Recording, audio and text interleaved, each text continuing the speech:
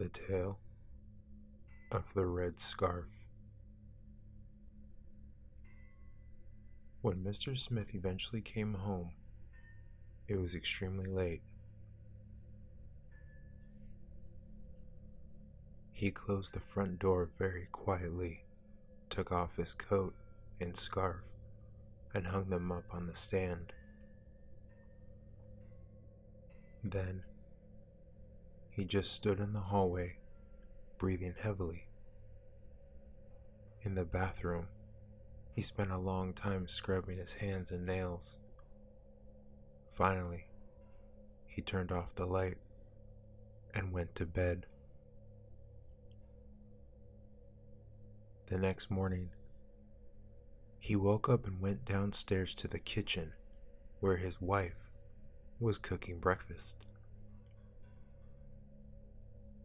"What time did you get home last night?" asked Mrs. Smith. "About 1 o'clock," her husband replied as he picked up the newspaper and flipped through it.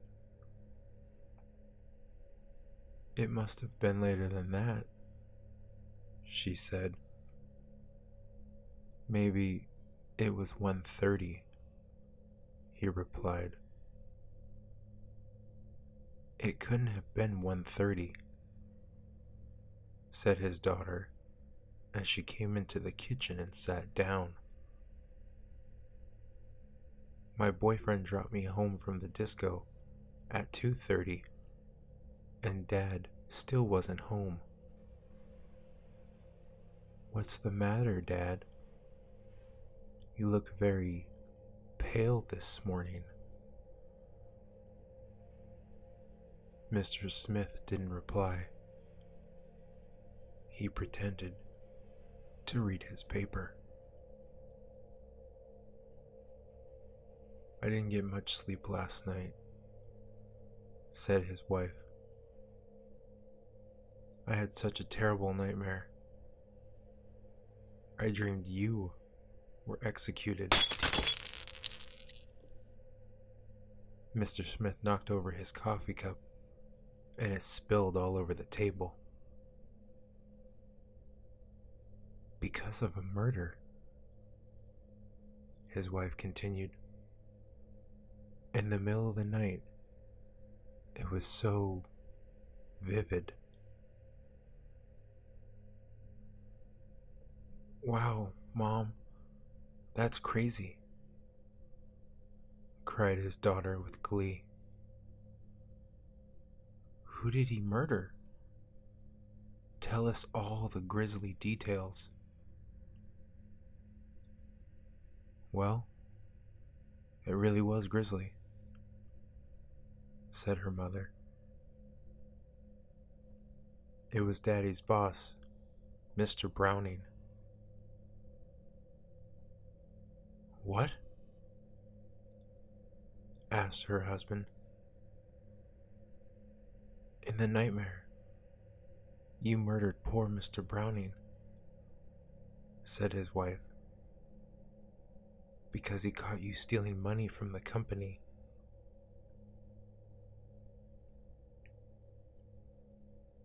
"How did he do it, Mom?" His daughter laughed. "Go on, tell us." "Be quiet," said her father. "Dreams are a load of nonsense." "I want to hear it." His daughter giggled. "Well, it was late at night," said his wife, "and Daddy was giving Mr. Browning a ride home from work. They were chatting about business and they were arguing, and Daddy stopped the car in the middle of nowhere. Daddy said he had to get something, so we got into the back of the car." "Go on," said Mr. Smith. "Let's hear it then." Well, your coats and scarves were on the back seat, and Mr. Browning was still sitting in the front.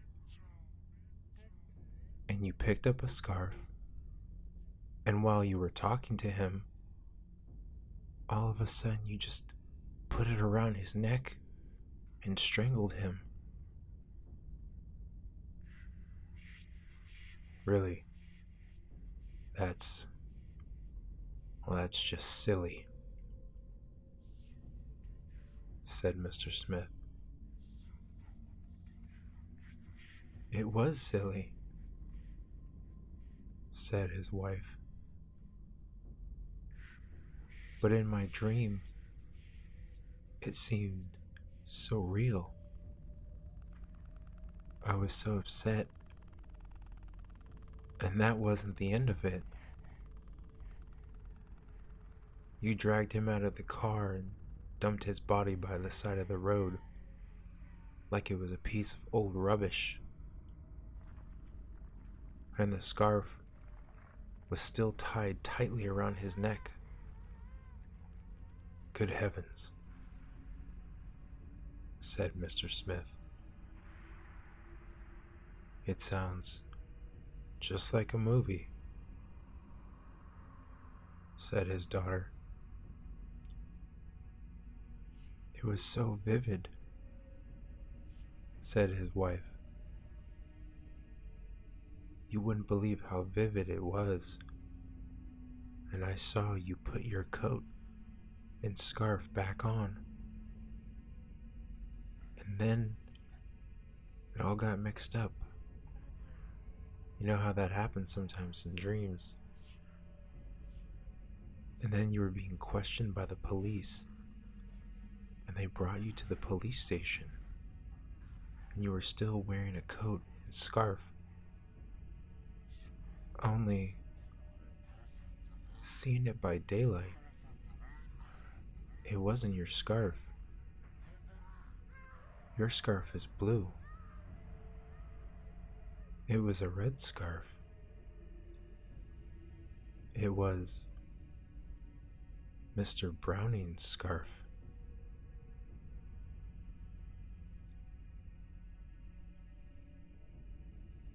Well, what do you think of that, Dad?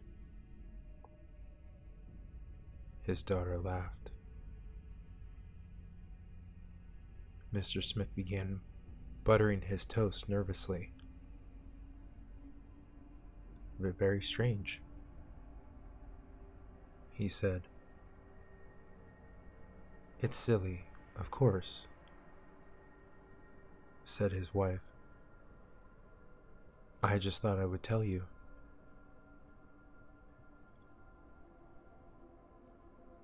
Maybe it's not so silly, said her husband. In fact, I did give my boss a ride home from work last night. We had a very serious talk. Not to go into details, but he was acting very strange. Maybe it was later than I thought when I got home.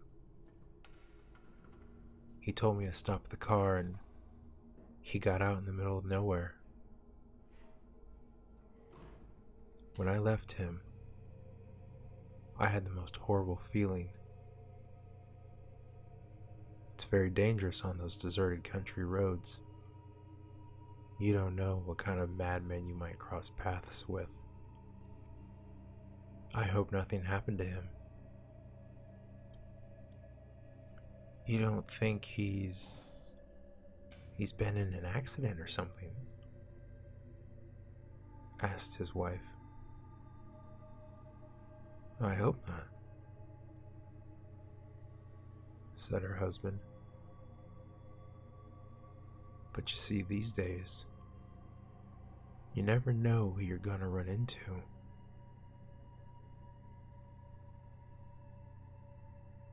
Good morning, Mom, cried his son as he burst into the room.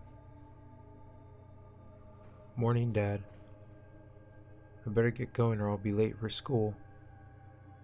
It's cold outside today. Who owns this scarf, by the way? It's not yours, is it, Dad? Yours is blue. This one is red. Can I take it? Mr. Smith took one look at the red scarf and put his head in his hands.